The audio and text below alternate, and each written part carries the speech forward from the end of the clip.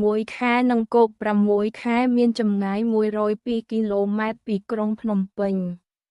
ភ្នំដាជារមណីយដ្ឋានមួយក្នុងតំបន់នៃប្រាសាទជាច្រើននិងការជីកបុរាណ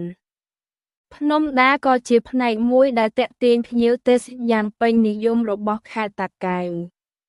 ភ្នំដាគឺជាប្រាសាទមួយដែលត្រូវបានកសាងនៅលើភ្នំតូចមួយ